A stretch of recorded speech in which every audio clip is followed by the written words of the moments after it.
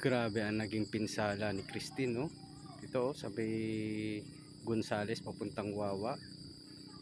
Yan ang mga naging kahoy na naiwan. Na ano daw yan ang baha. Grabe.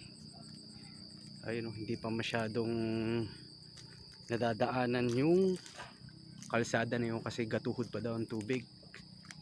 Ang mga tao dito ay nagtulong-tulong para linisin ang naiwang kalat ni Christine. Ang dami mga natambak na kahoy, oh. Grabe. At yun, meron pa nga daw doon sa bandang doon sa may Marepas, may pinaghahanap na taong naanod ng baha. Hanggang ngayon na hindi pa daw nakikita. Gumamit na nga daw ng drone para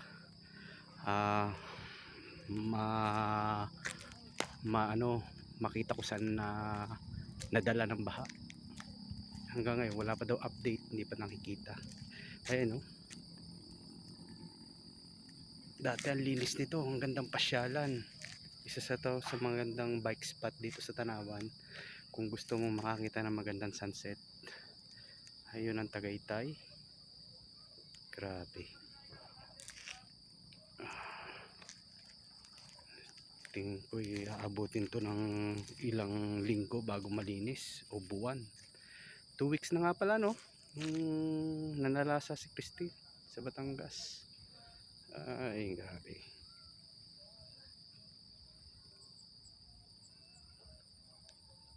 Maswerte yung mga taong hindi masyado naapektuhan at ligtas.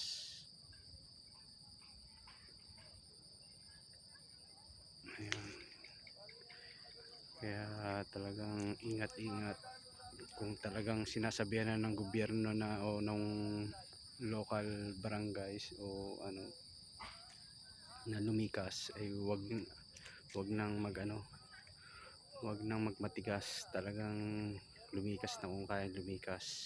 Mahirap. Isa lang ang buhay, wala nang kapalit.